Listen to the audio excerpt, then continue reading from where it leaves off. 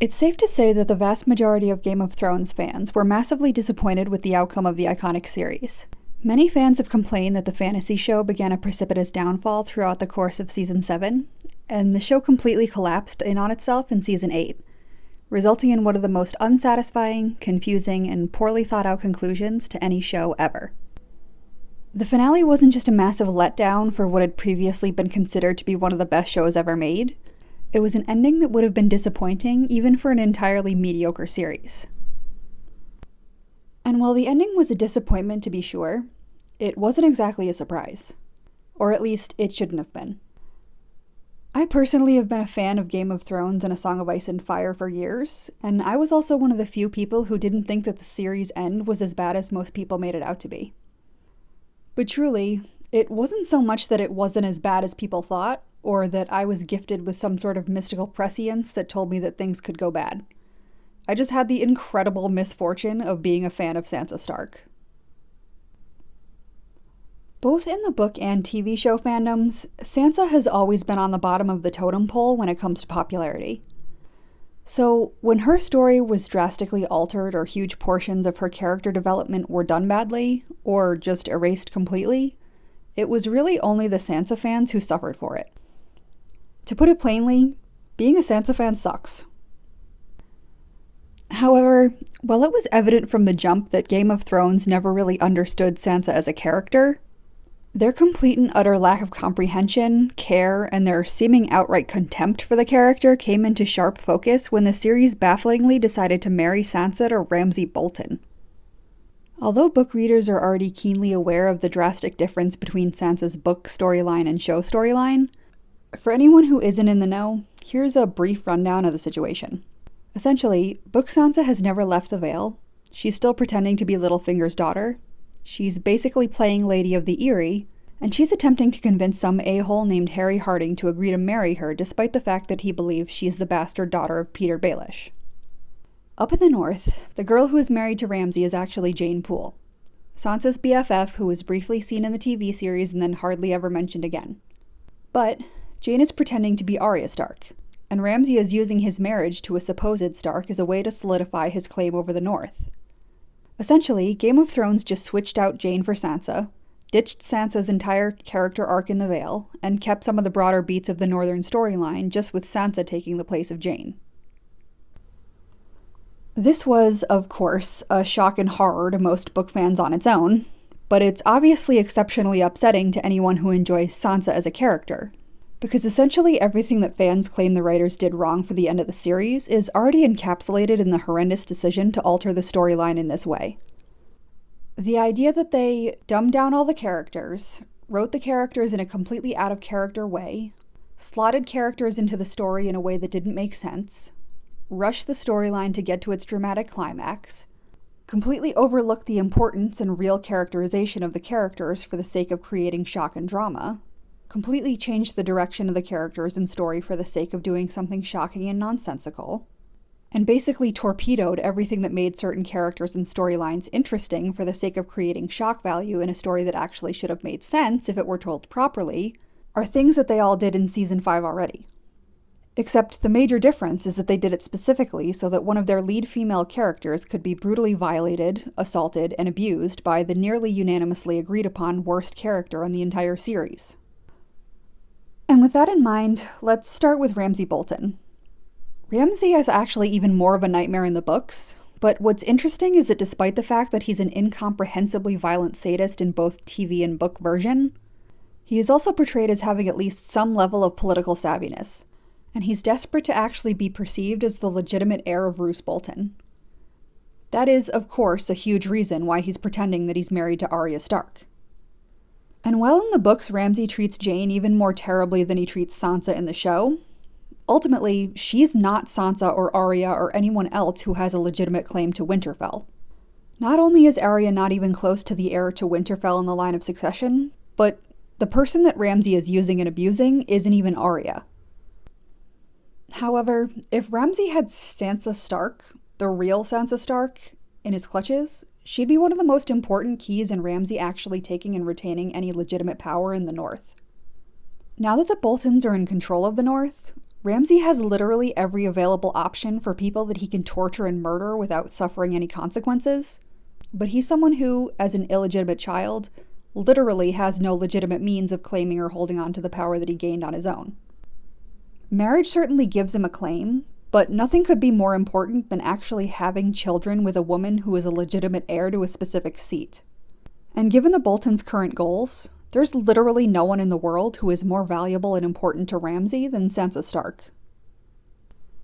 And unsurprisingly, there's a subplot in A Song of Ice and Fire that somewhat illustrates what an awful misstep it is for Ramsay to abuse or mistreat Sansa. In the books, the Boltons have taken control of some nearby lands through a similar gambit. After all of the legitimate male heirs have died in House Hornwood, Ramsay forces Lady Donella Hornwood to marry him. And as Lady Hornwood is already too old to have any more children, Ramsay treats her as only Ramsay can.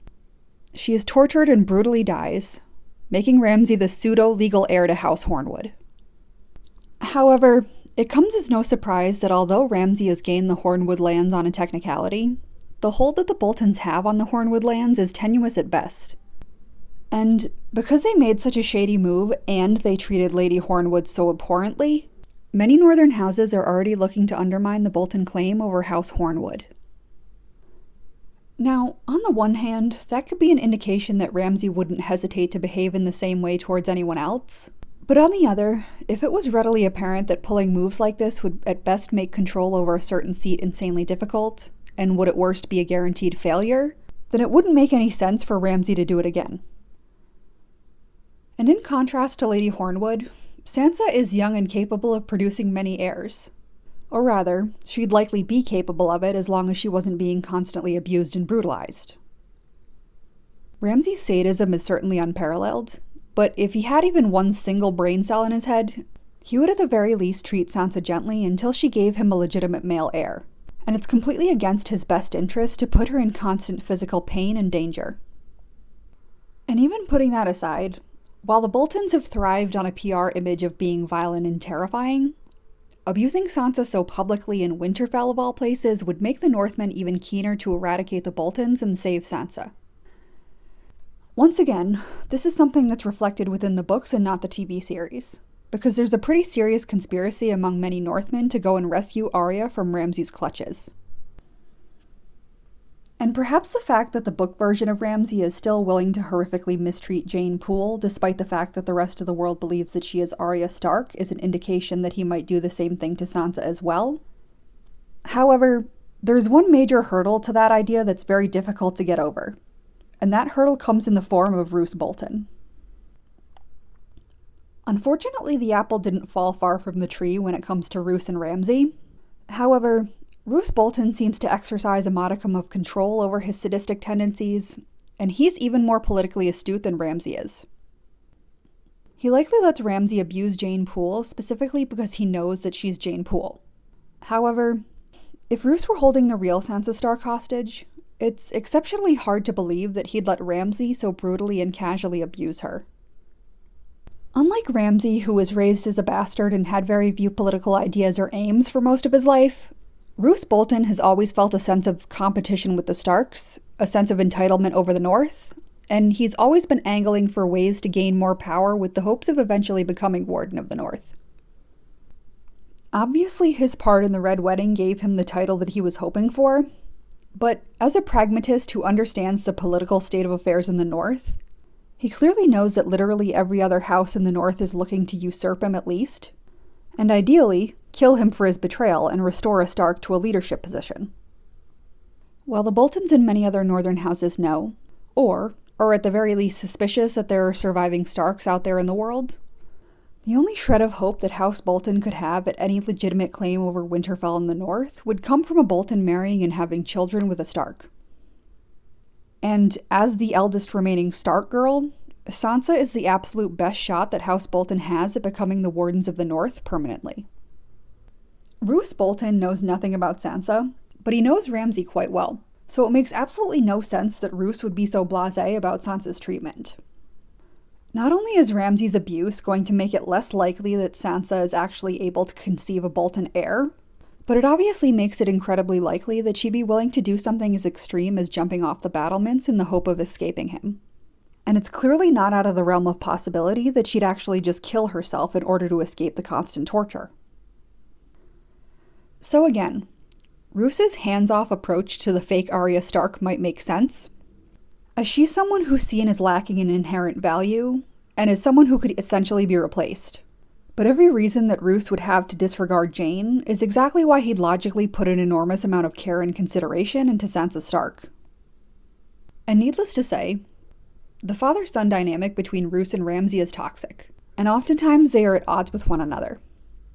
Yet again, the subplot in the books wherein Ramsay likely poisoned and murdered his legitimate half-brother is omitted, but it provides invaluable context to demonstrate how utterly nonsensical the Sansa/Jane pool switch is.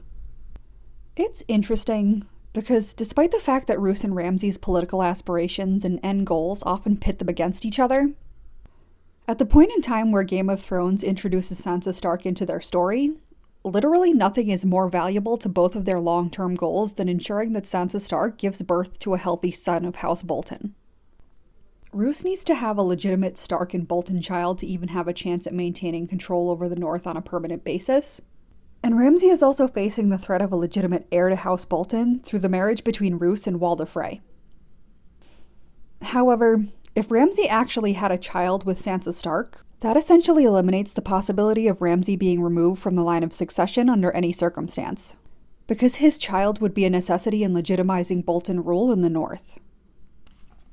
Suffice it to say that the notion that House Bolton would be playing it so fast and loose when they were holding the real Sansa Stark hostage is completely contrary to their characterization, goals, storyline, and basic common sense. And unfortunately, they're not the only ones.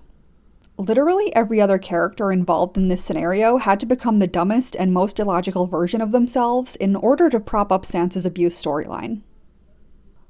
And with that in mind, who and what else had to be horrendously, bafflingly altered in order to make Sansa's torture happen?